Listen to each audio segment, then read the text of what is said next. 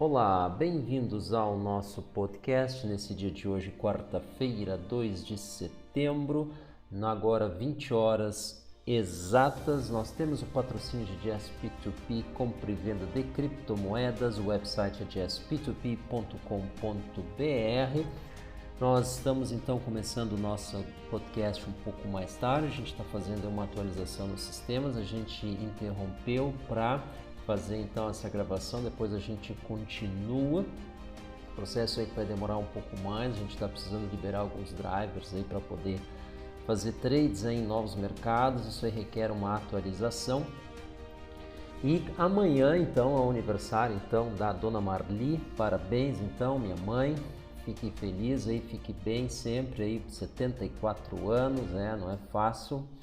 E então parabéns, e claro, o mercado então, que é o foto então que ilustra esse nosso podcast de hoje, é a maçã no chão, ou seja, o mercado caiu, né? A gente vinha comentando, tá registrado ali que ele tinha caminho livre até os 11.850, mas a partir dali nessa região 11.850 a 12K ele enfrentaria resistência, e a gente lembrava que ele está dentro de uma região de congestionamento que vai dos 11K5 aos 12K5, e aconteceu exatamente isso mais uma vez, caiu, mas o Ethereum não caiu tanto, então essa aí é uma boa oportunidade para quem está acompanhando.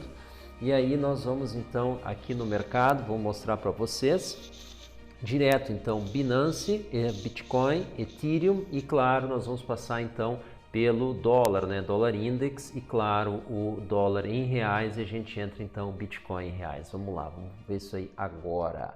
Então estamos aqui diretamente da Binance, Bitcoin em Tether, no gráfico de uma hora. Então o que nós temos aqui? Um leve recuo agora, nesse momento a gente está em 11.413, a gente vê aqui estamos abaixo das 3 médias, praticamente na configuração baixista. É sempre bom lembrar, a gente está uma tendência de baixa no gráfico semanal, ou seja, o MACD está com o histograma em declive, né? Então, uma inclinação negativa, tá? Então, a gente teve aqui uma recuperação, quem entrou ali nos 11.200 aí, parabéns, já teve uma alta de 2%. Quem navegou essa queda para baixo está na hora de começar a usar stop loss, tá? Então, em especial quando acontece alguns rompimentos chave aqui, por exemplo, dessa média dos 20, dessa média dos 50, vocês podem olhar o volume crescendo, quer dizer, não faltou aviso, tá? E claro, a gente também vinha lembrando, agora essa aqui foi surpreendente, aqui essa aceleração que teve aqui nessa queda, podem ver aqui pelo coluna de volume aqui associada ao candle, né, bastante expressiva, né, quantas vezes maior do que a média, isso aqui é atípico, tá? Então, a gente vê esse tipo de movimento aí acontecendo, a gente fez um fundo, não temos aqui indicação de fundo, tá? Por isso que a gente acha que vem mais queda aí, mas isso vai depender de outros fatores, tá? Então, olhando aqui apenas para o gráfico de uma hora, a gente vê aqui caminho livre até os 11K5, rompendo ele com um pouco mais de volume, vamos dar uma olhada se os 11K6, exato, aos 11K6, já que a gente tem um conjugado das médias móveis de 50 e 200 out, tá? A média móvel de baixa frequência, um conjugado ali. Então, eu estou inventando esse termo, tá? O conjugado de médias de baixa frequência. Aqui é as mais lentas, né? De 50 e 200, né? Então, o que acontece? A gente tem boa possibilidade de chegar até os 500, uma possibilidade menor de chegar aos 600, uma bem rara de passar ali e chegar nos 700, tá? Então, quem está navegando aqui essa alta pode começar a considerar ali uma leve realização. Essa é a nossa opinião, não é uma indicação, sugestão ou recomendação.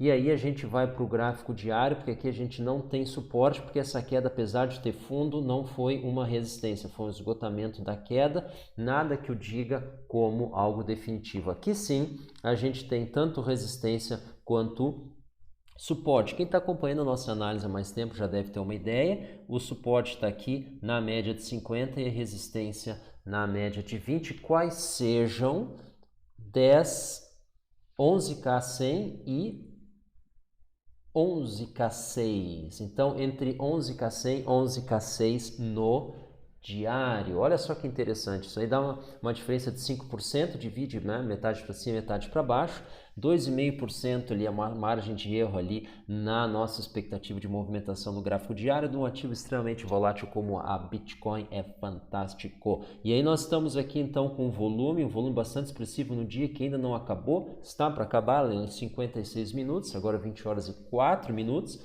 Então, um movimento expressivo, a gente já acredita em mais uma visita, tá? A gente pode estar errado, mas a gente acredita em mais uma visita olhando aqui a configuração, tá? Seria muito very unlikely, né? Seria muito pouco provável que nós tenhamos então apenas um dia isolado e depois a coisa dispare. Pode acontecer, mas a gente já vem contando aí com essa possível reversão, tá? Vamos dar uma olhada no gráfico semanal e aí, claro, a gente aproveita e coloca então para vocês a...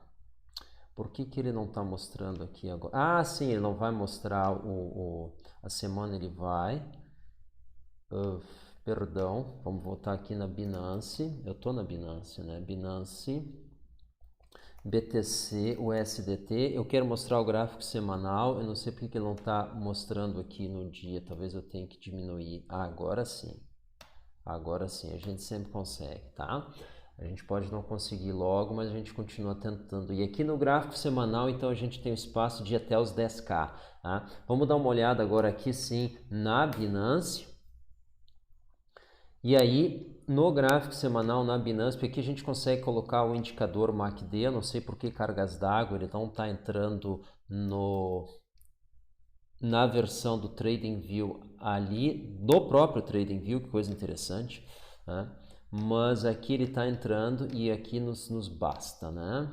Então, estamos aqui, vocês podem ver, numa tendência negativa na semana, com essa queda, então a gente acredita que pode voltar assim a cair, essa queda pode não ter terminado, tá?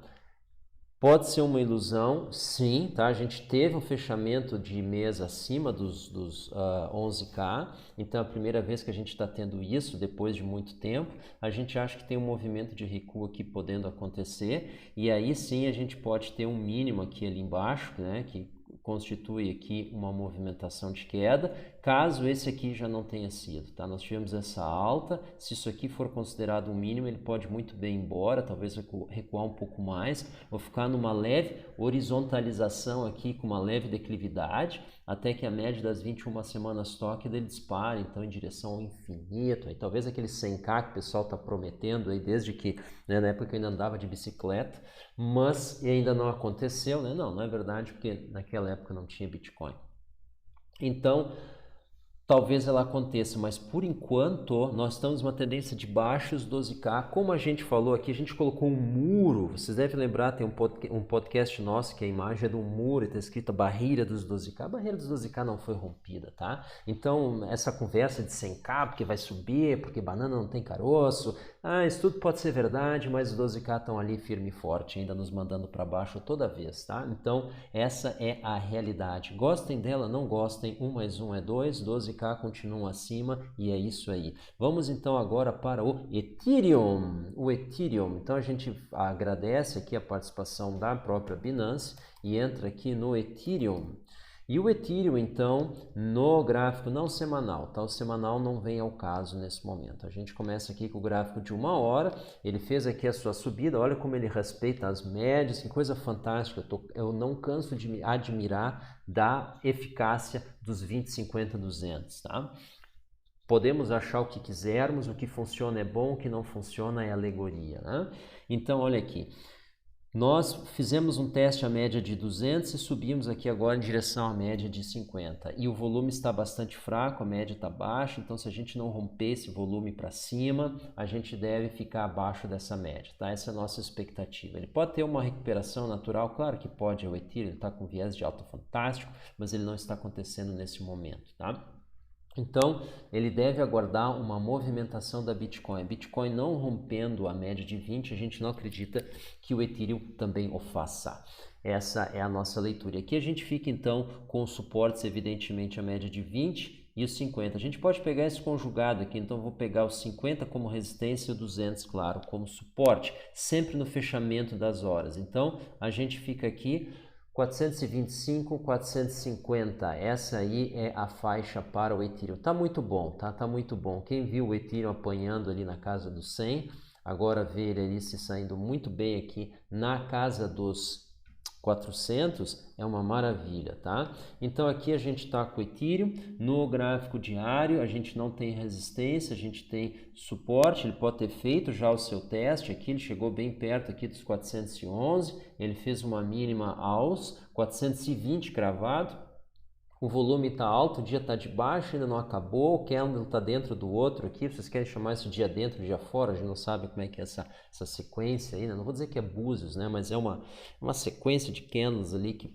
sabe-se lá por que cargas d'água ela se formou, mas o que ele tem respeitado aqui são as médias, tá? Então, talvez a gente tenha mais um teste ali a casa dos 400, ali 410, 400, quem sabe ali uma visita um pouco mais embaixo, aqui aos 370, que até amanhã devem estar ali perto dos 380. Isso pode acontecer ao longo dos próximos dias, mas isso não deve tirar aqui uma perspectiva maior aqui no Ethereum, mas a gente lembra que a tendência semanal dele continua de baixa, tá? Continua aqui uma tendência baixista. E aí a gente vai então pro Brasil, começa o caminho, só que a gente dá uma olhada primeiro nos rendimentos dos juros, né? Dos títulos, né? Os juros dos títulos emitidos pelo Tesouro Americano com vencimento em 10 anos. E aí eles estão rompendo aí um conjugado aqui das médias aqui de 20 e de 50 dias. Isso aqui é o gráfico diário, tá? O que quer dizer isso daí? Isso quer dizer que está entrando dinheiro nos Estados Unidos. Que coisa fantástica, tá? Alguém aqui está considerando a possibilidade dos títulos de dívida norte-americanos serem rebaixados?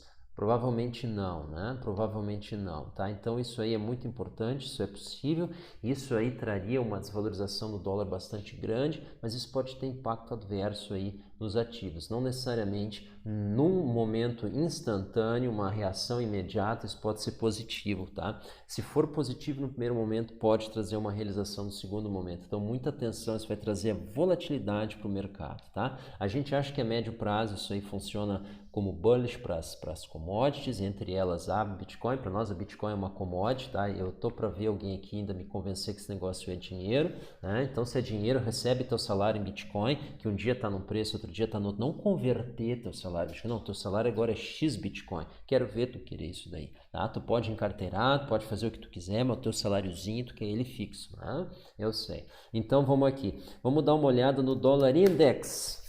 O dólar index começou a subir, esboçou uma reação, mas aí foi perdendo fôlego quando chegou perto da média móvel. Então a média móvel aqui funciona como um suporte, caso dos 23, mas esse movimento pode não ter terminado ainda. Então olha só, juro dos títulos de dívida dos Estados Unidos em queda e dólar subindo, isso é dinheiro de fora entrando, tá? Isso é dinheiro de fora entrando. Então, vamos acompanhar, tá? essa movimentação, mas tem uma possibilidade aí do euro se desvalorizar, tá? Tem uma possibilidade que a gente viu, uma notícia do Zero Hedge, a gente não tem ela aqui agora para comentar, mas uma desvalorização do euro, isso aí valoriza imediatamente o dólar via dólar index, porque 53% do índice, 57%, né, é o euro, e isso então deve trazer bastante dinheiro para dentro dos Estados Unidos. É melhor isso que uma guerra, tá? Então isso aí deve derrubar as commodities. A gente está falando isso há bastante tempo. Bom, a hora que acontecer, aconteceu, tá? Daí não adianta mais falar. Então a gente fala antes. Ou tu fala antes e é à toa, né? Ou tu fala depois e é tarde demais. Então por enquanto a gente está falando e é à toa, porque ainda não aconteceu. Mas quando acontecer essa entrada de recursos nos Estados Unidos, o dólar index dispara e aí os preços das commodities caem, vão dizer, ó, nós avisamos mais uma vez. E a gente vê então aqui para o Brasil, a gente vê o dólar caindo, o dólar subindo lá fora e o dólar caindo aqui dentro, isso é uma recuperação da moeda brasileira, parabéns, tá? Sei lá o que aconteceu, mas isso aí é positivo aí para o Brasil. Essa vez o cara que tem salário, aposentadoria, imóvel, tudo isso denominado em reais, né, que é o brasileiro, Então ele pode hoje comemorar, hoje ele recuperou uma parte do caminhão que ele perdeu. E aí a gente entra então na Bitcoin aqui no Brasil, e aí ela fez uma visita média móvel dos 50, que maravilha, ficando acima da casa dos 60, né, 60k. Então chegou a fazer uma visita bem perto disso. Então a gente vê aqui como resistência, então o 62, que é o fundo dessa movimentação. Claro, a gente vê a média também. Então 63k5, 64 e aqui 60. Então vamos lá, entre os 60 e os 64k a gente deve se manter nos próximos dias. Se a trajetória do dólar continuar de queda aqui dentro, que a gente acha pouco provável, ele deve ir para casa dos 60, e se então ele tiver uma recuperação, ele pode subir em direção aos 64k. Notem que a gente não está falando da Bitcoin, porque a gente está vendo a Bitcoin oscilar então dentro de uma faixa estreita nos próximos dias, em função aí do baixo volume que a gente está vendo e em função aí dessa tendência de baixa que a gente está vendo no gráfico semanal na Bitcoin. E essa foi a nossa análise no dia de hoje. Nós agradecemos a atenção, nós agradecemos a audiência. Vocês devem ter acompanhado, a gente está fazendo lives, então a gente fez com o Antônio Neto sobre o projeto Serum, que é uma DEX de derivativos. A gente fez com o Bruno Contardi, então, sobre a InBlockchain e empresas, né? A blockchain para empresas. A gente fez ontem, então, com o Thiago Capuano sobre a Waves. A gente tem uma agendada para a semana que vem, Polkadot, tá? Nós vamos falar com o embaixador deles aqui no Brasil, o Lauro. Ele vai conversar com a gente e vai contar, então, tudo sobre Polkadot, que é uma nova blockchain que está vindo aí, com o ex-fundador do Ethereum, está por trás dela, tá? Gavin Wood. Então, muito interessante, acompanhe, vai ser na próxima segunda, vai ser feriado, não tem desculpa para não assistir, não sei que você quer ver o desfile, né? E então 19 horas, quer dizer, segunda-feira, 19 horas, feriado nacional, quer dizer, é quase obrigado a assistir essa live, tá? E ela vai ser no YouTube, então tem capacidade, e a gente está aqui então com o equipamento já pronto aí para fazer essa transmissão para vocês. Então fiquem ligados, acompanhem e participem, tá? Vocês podem fazer perguntas que a gente fica acompanhando ali o chat ao vivo. Claro, a gente não fica escrevendo, né? Mas a gente fica acompanhando, aparece uma pergunta, a gente já coloca ela no ar e já vai dirigindo a discussão. É o nosso Coffee Talks, né? Café Talks, né? Então a gente espera vocês lá também, e daqui a 2 dias, se tudo der certo, se Deus quiser, a gente espera o nosso próximo podcast. Semana que vem estaremos, se Deus quiser, evidentemente, em São Paulo, município de Serra Negra. Por quê? Pelas águas. Não, nós vamos estar lá pela BitConf, 8ª edição, um evento aí maior do Brasil, talvez seja da América Latina, não sei, mas Brasil, sobre criptomoedas. Então a gente vai estar lá, quinta e sexta a gente tem palestra, quinta a gente compara Bitcoin com Ethereum nas internals, né? E na sexta-feira a gente fala sobre como utilizar robôs, evidentemente tudo na nossa opinião, tá? Muito obrigado, até a próxima, tchau!